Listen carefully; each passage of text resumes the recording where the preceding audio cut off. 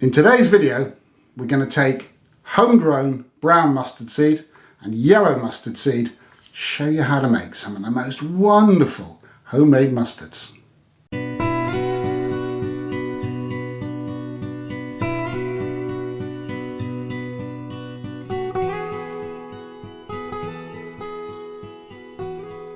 Hello, welcome to English Country Life and welcome to the kitchen and welcome to 2020.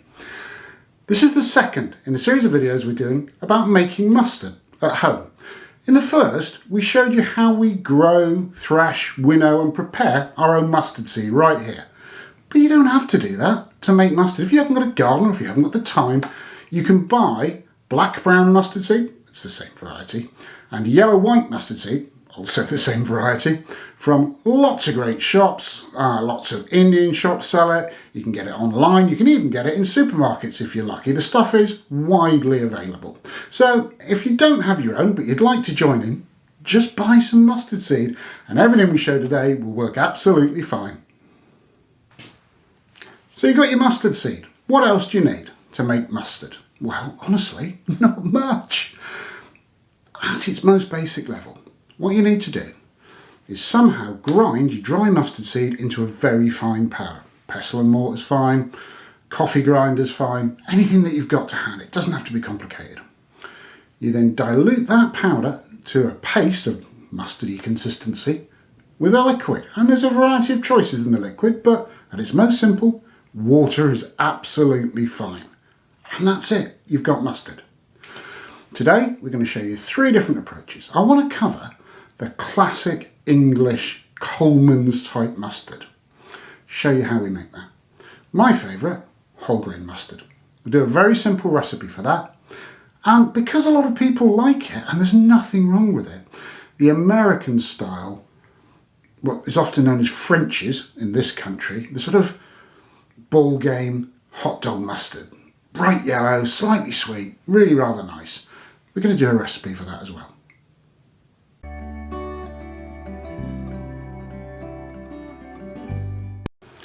This is Coleman's mustard. So for anyone abroad, this is the archetypal English mustard. It's a yellow powder. You can just see it, comes in a tin. Looks like it was sold in the Second World War, and there's a reason for that. The reason it looks like that is because it hasn't changed at all. It's grown in a beautiful area of the country called Norfolk, which is actually not many miles in that direction across a body of water called the Wash. Coleman's mustard is wonderful. It's the quintessential English mustard. And if you read the ingredients on the side of the tin, it says, ingredients, mustard flour.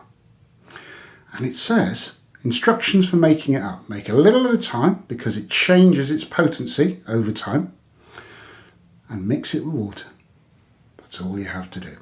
And my great mate, who also lives in that direction, but only about 200 yards, Engineer Dave, won't have any other kind of mustard. His dad worked for Coleman's for many, many years. And Dave takes Coleman's mustard flour, mixes it with water, and only makes enough for the week, keeps it in the fridge, and it only takes a minute or 2 to mix it up. So let's make Engineer Dave some Coleman style mustard flour. So for English mustard, we want to use just yellow mustard seed. And we want to grind that to a very fine flour. Now, in subsequent recipes I'm going to show you, I'll probably use a spice grinder, which is sort of a large coffee grinder. But for this one, let's go low tech.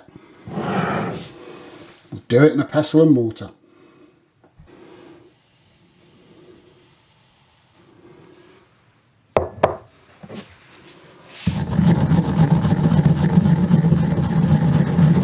That's what we need to end up with, a very fine powder. It's hard work and you really do need to get it fine. So if you haven't got a big heavyweight pestle and mortar, use a spice grinder or a coffee grinder or even a liquidizer if you're doing large quantities and you've got one of those very powerful blenders designed to crush ice and the like. So in this glass bowl, what we have is just mustard flour, also known as mustard powder. It is yellow mustard, ground finely. And to make traditional English mustard,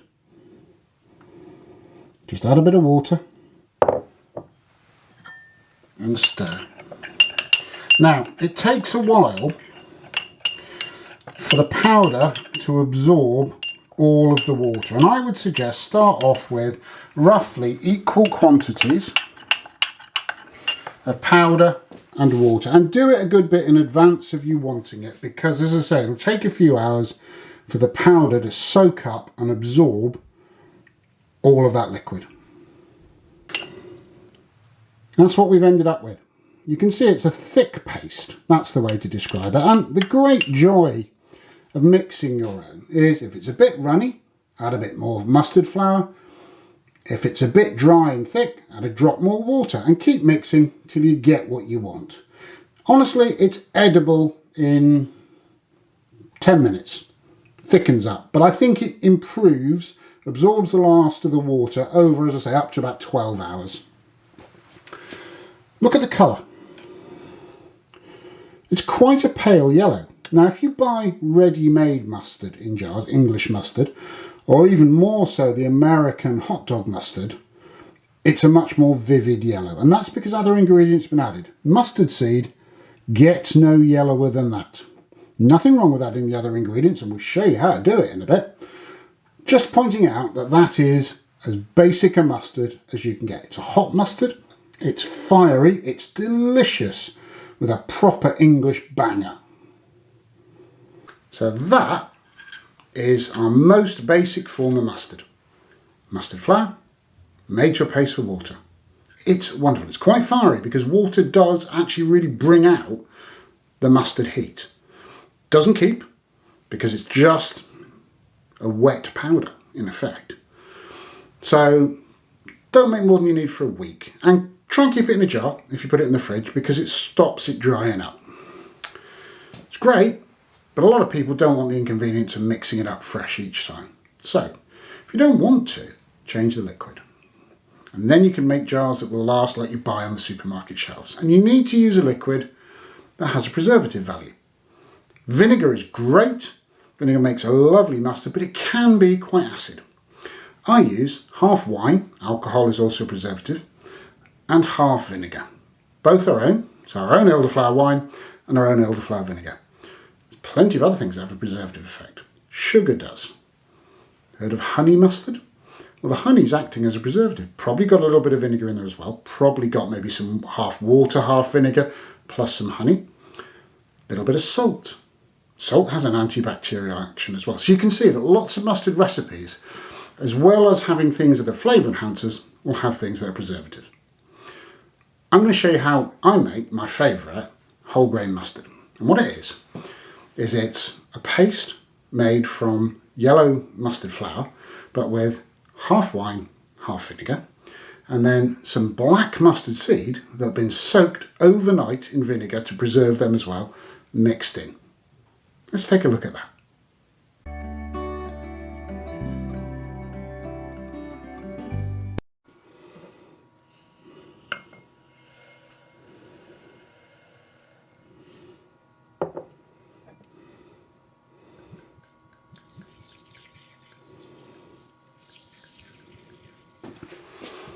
This is this year's elderflower wine.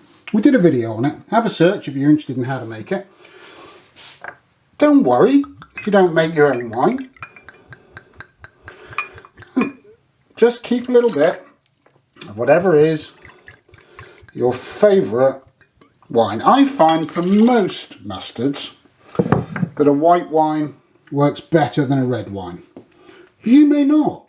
No reason not to try different things, because when you've got your mustard flour you can mix a little bit up, just see if you like the flavour. Now this is previous year's elderflower wine that we've turned into vinegar, and again we've got videos on how to do that. If you don't make your own vinegar, and let's be honest, few people do, again, try one of the better vinegars. A white wine vinegar, a cider vinegar. Probably works better for mustard than just a plain old malt.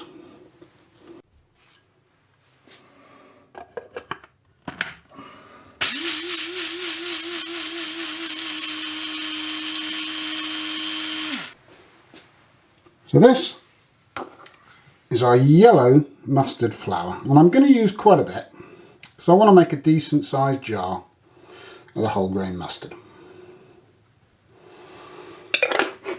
And we'll start to dilute and stir it very carefully.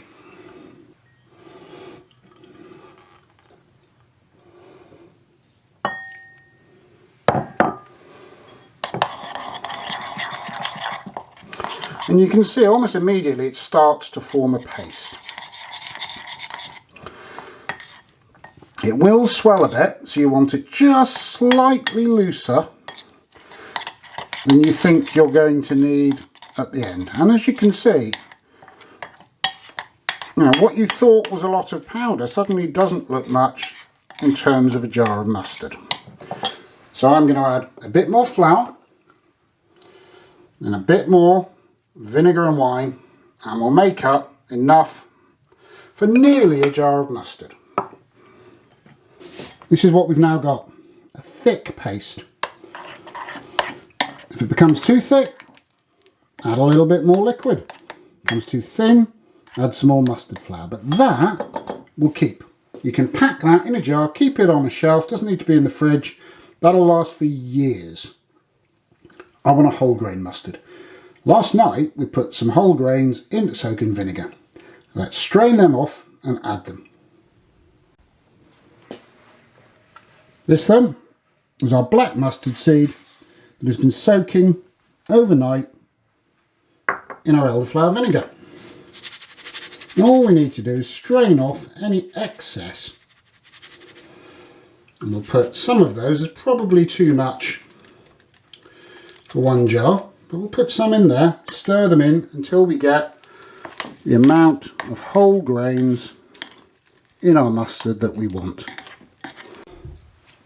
I was wrong. It took all the mustard seed. Look at that. Now, if you, like me, are a fan of whole grain mustard, you might be thinking it looks quite odd with the yellow mustard flour, but the black mustard whole grains. And it does, I agree.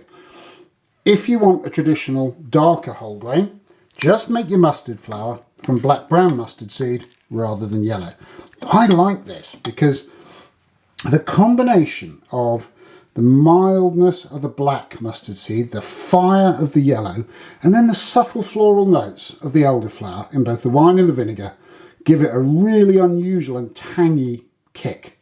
But play with it. It makes no difference if you use black brown mustard seed other than the flavour. And again, different types of vinegars, different types of wines, etc.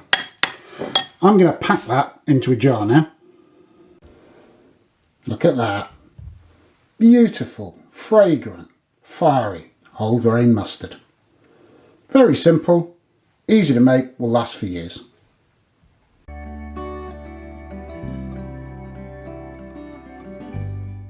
So we've done simple, just mustard flour and water.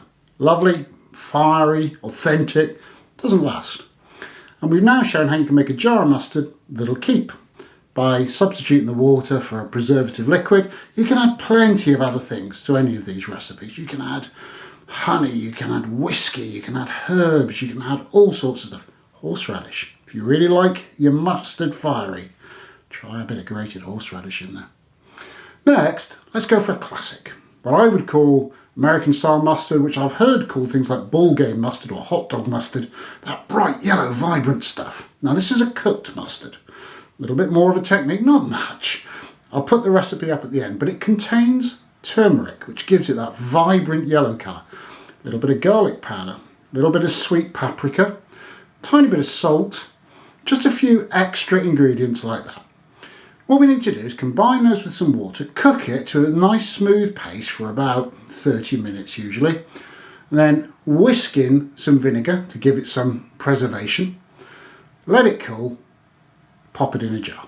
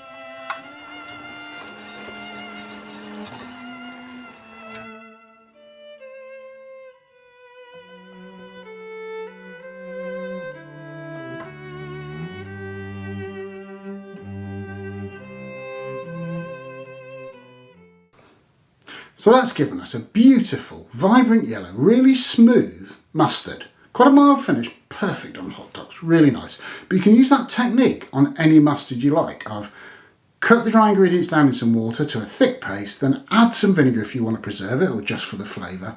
Whisk it up till you get to the consistency you want. It gives a lovely smooth finish to the mustard. Now we've shown 3 mustards today, but there's loads more.